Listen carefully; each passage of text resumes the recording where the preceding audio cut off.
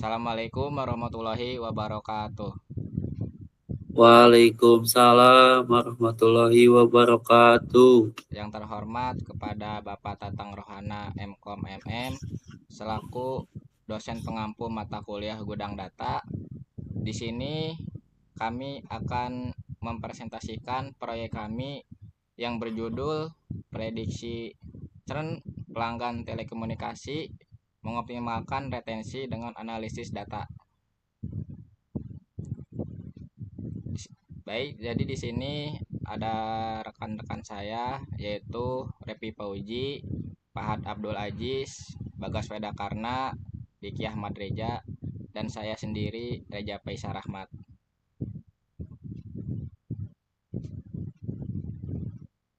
Selanjutnya pembahasan yang pertama akan dibahas oleh Diki Ahmad Reja. Mengapa penting? Definisi CAN. CAN adalah ketika seorang pelanggan memutuskan untuk berhenti menggunakan layanan kita. Ini adalah masalah besar di industri telekomunikasi. Adapun dampak negatif CAN, yang pertama, hilangnya pendapatan. Setiap pelanggan yang CAN berarti kerugian pendapatan yang berkelanjutan. Dua, daya akuisisi tinggi. Mendapatkan pelanggan baru jauh lebih mahal daripada mempertahankan pelanggan yang sudah ada. Dan yang ketiga, merusak reputasi. Tingkatan yang tinggi bisa menunjukkan masalah pada layanan atau produk perusahaan. Adapun tujuan kami yaitu satu, mengurangi biaya, dua, meningkatkan loyalitas pelanggan, dan yang ketiga, merancang strategi retensi yang lebih efektif dan personal. Lalu di sini ada metodologi proyek. Yang pertama, pendekatan. Kami menggunakan metodologi data science untuk mengubah data mentah menjadi wawasan yang dapat ditindaklanjuti. Lalu 5 tahap utama. Yang pertama, satu, pengambilan data, mengumpulkan dataset yang relevan. Dua, pra pemrosesan data, data processing, membersihkan data dan menyiapkan data. Yang ketiga, analisis data eksploratif, memahami karakteristik data dan menemukan pola. Yang keempat, pembangunan model, melatih algoritma machine learning. Dan yang terakhir, yang kelima, evaluasi dan interpretasi model, mengukur kinerja model dan menarik kesimpulan bisnis. Baik, selanjutnya akan dibahas oleh Bagas Wedakarna. Oke, selanjutnya di sini ada sumber data dan pra pemrosesan awal atau pentaho. Yang pertama di sini ada sumber data. Dalam sumber data ini kami menggunakan dataset Telekom Churn yang tersedia di Kaggle yang berisi informasi detail tentang pelanggan dan riwayat penggunaan mereka. Selanjutnya di sini dataset ini memiliki 2.666 baris atau observasi dataset dan 20 kolom data pelanggan. Yang kedua di sini ada peran Pentaho Data Integration atau PDI. Yang pertama di sini ada kami menggunakan Pentaho untuk tahap pra-prosesan data awal. Yang kedua, fungsi Pentaho. Yang pertama ada ekstraksi, mengambil data mentah dari VLCSP.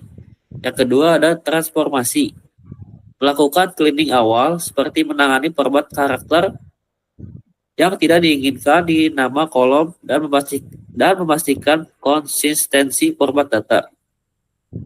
Selanjutnya ada pemuatan, menyimpan data yang sudah sedikit bersih ke file CSV baru Churn Big ML Clean CSV yang lebih rapi. Selanjutnya di sini ada manfaatnya, membantu dalam otomatisasi cleaning data awal dengan interface visual. Baik, selanjutnya akan dibahas oleh Repi Pauji. Baik, selanjutnya tahap awal, pra pemrosesan lanjutan, persiapan fitur di Google Colab. Kami menggunakan Google Colab. Tujuannya memastikan data siap sepenuhnya untuk model machine learning.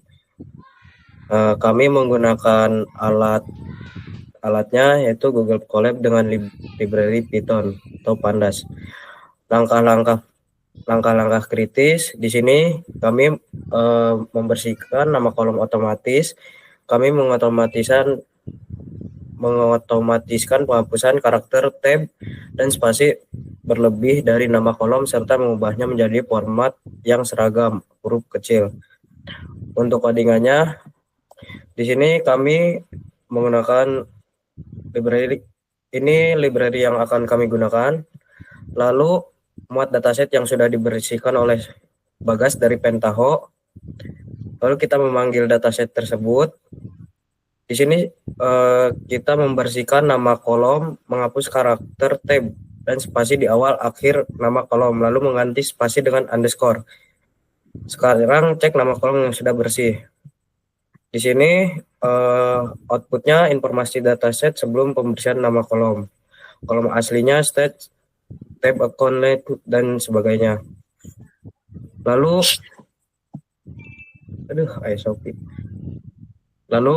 di sini output yang kolom yang sudah dibersihkan, stage, account length, area code, dan lain-lain.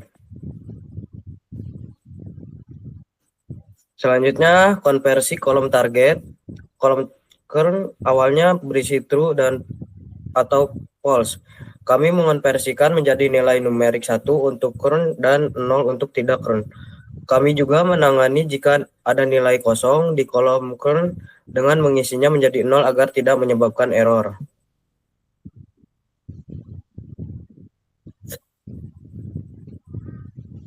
Ini untuk codingannya untuk di data formalization tambahan. Ini adalah bagian yang mendefinisikan X dan Y. Di sini kita mengonversikan kolom kern ke numerik 0 atau 1 dan menangani none atau nilai kosong. Langkah pertama, kita memeriksa tipe data yang dilakukan mapping jika diperlukan. Lalu langkah kedua, menangani nilai none yang mungkin muncul setelah mapping. Pastikan tipe data adalah integer.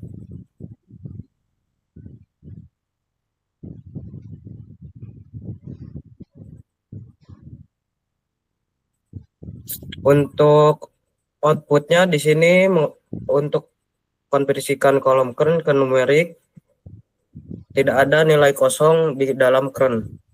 Konversi kolom kern selesai dan dipastikan bertipe integer. Lalu selanjutnya ada one hot encoding untuk fitur kategorikal. Fitur seperti state, international plan, post, mile plan, dan area code adalah data kategorikal. Model machine learning membutuhkan input numerik. Kami mengubahnya menjadi representasi numerik menggunakan one hot encoding, di mana setiap kategori menjadi kolom biner baru 1 jika di kategori itu ada, 0 jika tidak ada. Di sini untuk penanganan data kategorikal selain kern yang sudah menjadi Y. Ini untuk codingannya menerapkan one hot encoding untuk fitur kategorikal. Ambil kolom yang ada di dataset dan yang termasuk di kategori. Untuk outputnya ini menerapkan one hot encoding untuk fitur kategorikal seperti ini.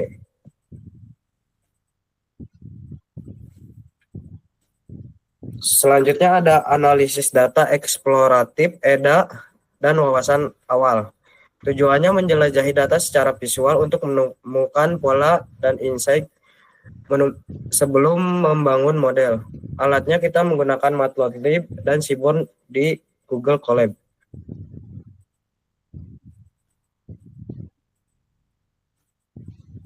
Yang pertama ada distribusi kern. Terlihat bahwa mayoritas pelanggan tidak kern ini adalah imbalance dataset yang perlu diperhatikan dalam evaluasi model.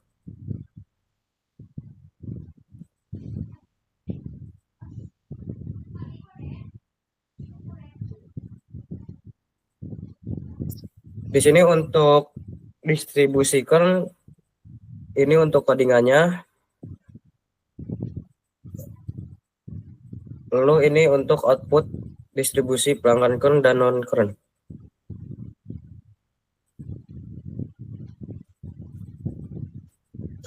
Selanjutnya, pengaruh pengguna layanan dan tagihan. Grafik menunjukkan bahwa pelanggan yang keren cenderung memiliki tagihan harian dan penggunaan menit harian yang lebih tinggi. Ini bisa jadi indikator penting.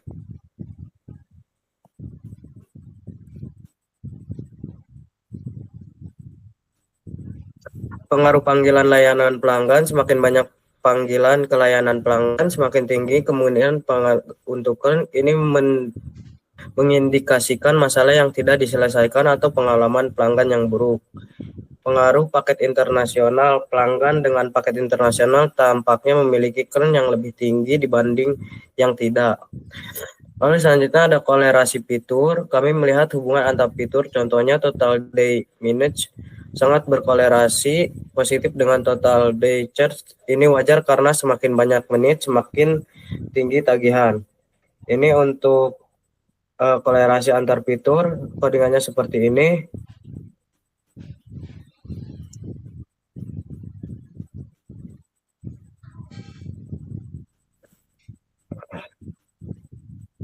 Nah, untuk matriks kolerasi fitur, numerik dan term, ini outputnya seperti ini.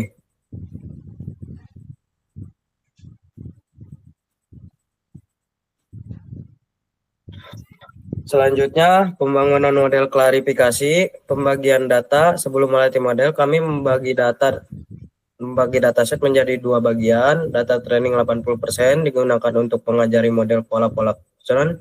Data testing 20% digunakan untuk menguji seberapa baik model dapat memprediksi pada data yang belum pernah dilihatnya. Kami menggunakan pembagian stratified atau stratifi mendengannya untuk memastikan proporsi pelanggan keren dan non-keren di data training dan testing tetap seimbang. Lalu algoritma model, kami memilih random forest classifier. Mengapa random forest? Ini adalah algoritma ensemble yang membangun banyak pohon keputusan secara independen. Prediksi akhir didasarkan pada suara mayoritas dari semua pohon, membuatnya sangat kuat, akurat, dan cenderung tidak overfit. Sangat baik dalam menangani dataset dengan banyak fitur yang dihubungkan dalam collapse. Di sini pelatihan modelnya, model dilatih menggunakan fitur dari training, X training, dan labelkan sesuai Y training. Untuk codingannya, kita membagi data training dan testing seperti ini. Membangun dan melatih model klasifikasi. Contoh menggunakan, kita udah memilih algoritma random forest classifier. Ini untuk melatih modelnya. Model berhasil dilatih, membuat prediksi pada data testing. Selanjutnya, evaluasi kinerja model. Tujuan mengukur seberapa efektif model kami dalam memprediksikan. Yang pertama kita membuat prediksi dulu, membuat prediksi pada data testing. Ini codingannya seperti ini. Di sini outputnya membuat prediksi pada data testing, prediksi selesai. Selanjutnya kita mengevaluasi model. Di sini menunjukkan hasil evaluasi modelnya, akurasi modelnya 0,9438, bisa dibilang 94%. Lalu di sini kita classification report.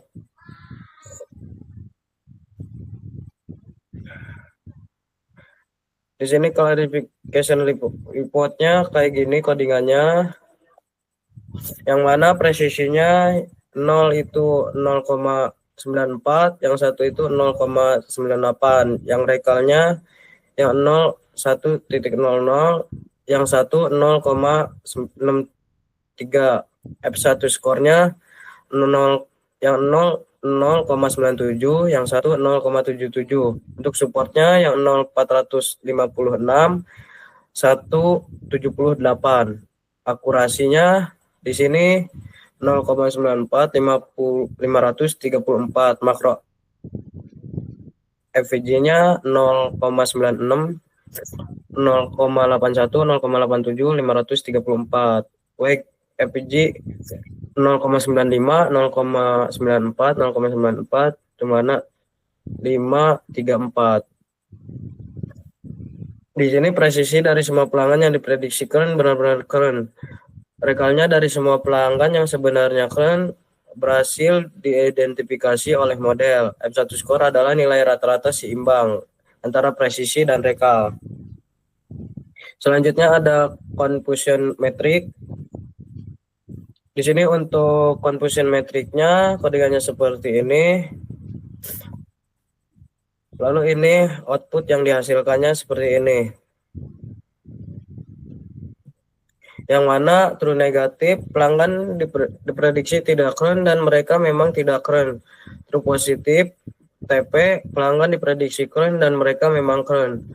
False positif FP pelanggan diprediksi keren tapi mereka tidak keren. False negatif FN pelanggan diprediksi tidak keren tapi mereka sebenarnya keren. Selanjutnya akan dijelaskan oleh Pak Had.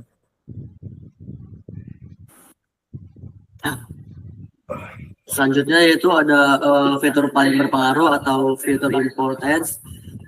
Tujuannya itu memahami faktor-faktor utama yang paling kuat mempengaruhi keputusan pelanggan untuk kern. Lalu hasilnya itu yaitu model Forest dapat mengukur seberapa penting setiap fitur dalam membuat prediksinya.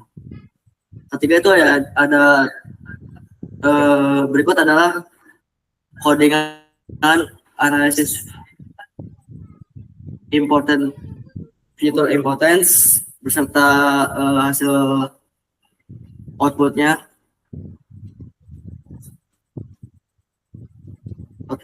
Outputnya. Ini Fitur penting dalam memprediksi kern yaitu ada total day minutes. Ini berikut ada most 10 important fiturnya, ada total day minutes, total day crash, customer service call, international plan phase, total efficacy, total FM minutes, total interchange, total inti calls, total lag minutes, total inter minutes, dan type of float. Lalu ada top N fitur paling penting. Fitur pertama yaitu misal total day charge. Ini adalah fitur yang paling dominan. Pelanggan dengan tagihan harian yang tinggi sangat memungkinkan klaim. Lanjut ada fitur 2 yaitu misal ke customer service calls. Misal jumlah panggilan ke layanan pelanggan memiliki dampak besar. Semakin banyak keluhan, semakin tinggi risiko klaim. Lalu ada fitur ketiga yaitu misal total F charge. Tagihan malam hari ini juga berperan. Lalu ada fitur 4 yaitu misal international friend yes, memiliki paket internasional meningkatkan kemungkinan klaim. Dan terakhir ada fitur yang kelima yaitu misal total day minutes. Durasi pengguna harian implementasi bisnis. Informasi ini krusial untuk perusahaan dalam merancang strategi retensi yang tepat sasaran. Selanjutnya yaitu ada kesimpulan. Kesimpulan dari proyek ini yaitu berhasil mengembangkan model prediksi klaim pelanggan telekomunikasi yang efektif melalui promosisan data yang teliti. Kami mengidentifikasi faktor-faktor pendorong klaim seperti penggunaan layanan yang tinggi dan tingginya panggilan layanan pelanggan. Model random forest yang dibangun mampu memprediksi pelanggan beresiko dengan akurasi tinggi, memungkinkan perusahaan untuk menerapkan strategi retensi yang protektif dan terarah guna mengurangi klaim serta meningkatkan loyalitas pelanggan secara signifikan.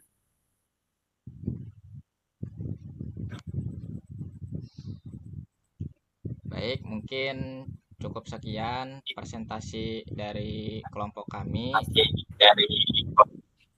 Bila ada kesalahan dari cara penyampaiannya, mohon dimaafkan. Kurang lebihnya mohon maaf. Wassalamualaikum warahmatullahi wabarakatuh.